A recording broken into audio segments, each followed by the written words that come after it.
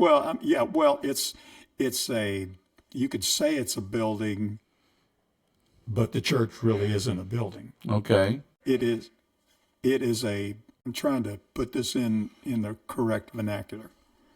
The church is a conglomerate of people who are built by God himself. I know that I put that in kind of technical terms, but I did that to get away from the religious dynamic, because a lot of times when we say religious words, all of a sudden those words get compartmentalized over here, and they become sort of ambiguous in their meaning.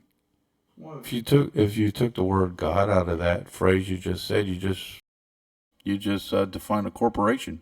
Yeah, exactly. But in a sense, in Christ, we are in a corporate setting. We are individuals in a corporation, so to speak, and Jesus is the corporation made up of people. But it's more than just a corporation. It's actually a family. Yeah, it's a family business. Mm-hmm. The church is a family business when you get right down to it. Yes. You know what I mean?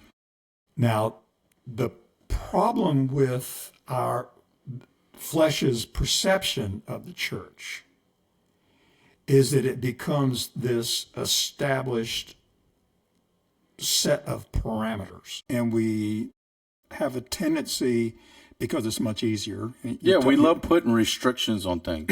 Yeah, it's much easier and more definable if I don't have to constantly be aware of the flowing dynamics of God himself into the earth. In other words, a sailboat can't sail on the ocean unless it's got its sails up. And it's a moment to moment of the vessel, the ship, interacting with the sail, interacting with the wind that's blowing the sail.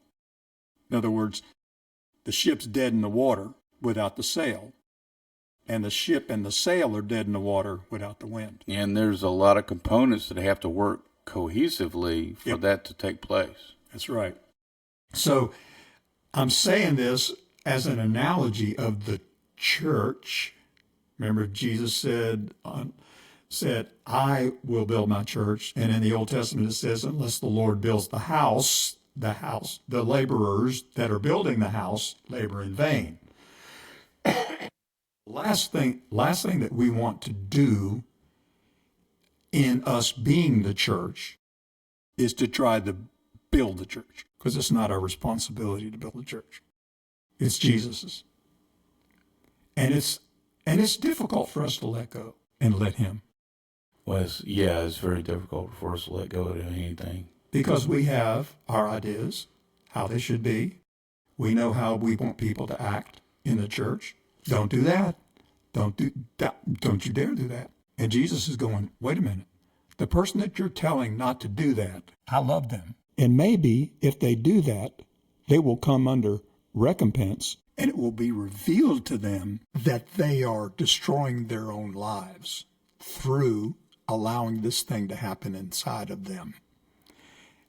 And if the sin doesn't run its course in them, I'm not glorifying sin by any stretch of the imagination, but sometimes you've just got to come to the end of yourself in order to reveal the truth.